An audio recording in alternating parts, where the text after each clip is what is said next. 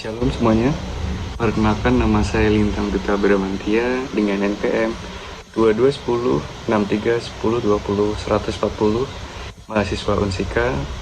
Di sini saya akan menjelaskan tentang masalah aktual yaitu pernikahan beda agama untuk memenuhi UAS mata kuliah pendidikan agama Katolik. Oke, kita simak penjelasannya. Oke teman-teman, jadi di zaman modern ini banyak anak muda yang terjebak pada kasus cinta beda agama. Pernikahan beda agama adalah pernikahan antara laki-laki dan perempuan yang memiliki keyakinan berbeda. Hal ini makin sering kita jumpai pada zaman modern. Kita sebagai umat Katolik pun terkadang juga mengalami hal tersebut. Padahal banyak aturan gereja yang mengatur tentang perkawinan. Bukan hanya aturan gereja, di Indonesia pun ada undang-undang tentang perkawinan, seperti yang diatur pada Undang-Undang Nomor 1 Tahun 1974. Nah, selanjutnya untuk pengertian perkawinan, menurut Undang-Undang Nomor 1 Tahun 1974 Pasal 1, perkawinan ialah ikatan lahir batin antara seorang pria dengan seorang wanita sebagai suami istri dengan tujuan membentuk keluarga atau rumah tangga yang bahagia dan kekal berdasarkan ketuhanan Yang Maha Esa. Dan pada pasal 2 dikatakan bahwa perkawinan adalah sah apabila dilakukan menurut hukum masing-masing agamanya dan kepercayaannya. Lalu, setelah Konsili Vatikan kedua, pemahaman tentang perkawinan Kristiani mengalami perkembangan yang pesat. Perkawinan yang semula dilihat hanya sebagai kontrak, kini dipandang sebagai perjanjian yang membentuk suatu persekutuan hidup dan cinta yang mesra. Perkawinan tidak dilihat sebagai suatu kesatuan antara dua badan, melainkan satu kesatuan antara dua pribadi.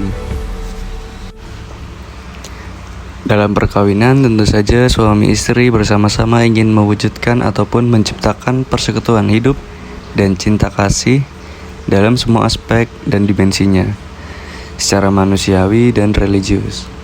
Gereja pun menghendaki agar umatnya memilih pasangan hidup yang seiman.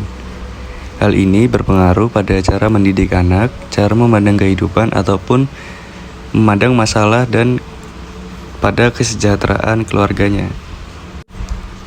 Gereja menginginkan anggotanya agar tidak melakukan perkawinan campur. Kalau berbeda keyakinan, pasti banyak hambatan atau tantangan yang harus ditempuh.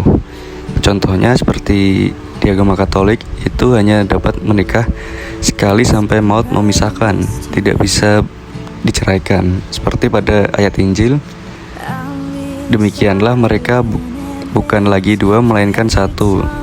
Karena itu apa yang telah dipersatukan Allah tidak boleh diceraikan manusia.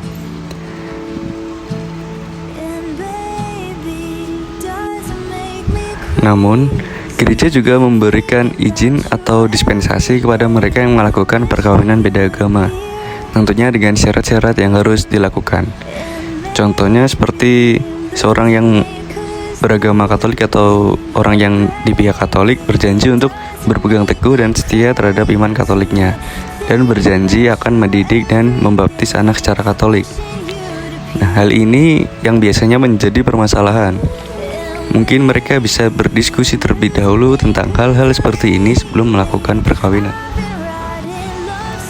Memang banyak hal lagi terkait kendala ataupun halangan dalam kehidupan perkawinan beda agama. Belum lagi pada kehidupan sehari-hari. Menurut saya, yang nantinya paling berdampak tidak hanya pada orang tua, namun sang buah hati pastinya akan kebingungan akan iman, perilaku ataupun kegiatan sehari-hari. Ketika pelajaran agama di gereja, Romo pernah berkata, cinta itu tidak punya agama. Namun, alangkah baiknya kalau kita bisa mendapatkan atau mencari pasangan sehidup semati kita yang seiman. Terkadang anak muda zaman sekarang bingung kenapa sangat susah mendapatkan pasangan yang seiman. Banyak faktor terkait hal tersebut, seperti kurang aktif pada kegiatan menggereja. Tapi, kita juga harus ingat untuk fokus terhadap pelayanan. Jangan sampai karena kita tidak mendapat pasangan yang seiman, kita jadi tidak aktif dalam kegiatan menggereja. Kan ramai tuh yang sering dibilang anak zaman sekarang, dekati dulu penciptanya, baru dekati ciptaannya. Mungkin cukup sekian saja yang dapat saya sampaikan dan bahas. Kurang lebihnya mohon maaf. Terima kasih. Shalom semuanya.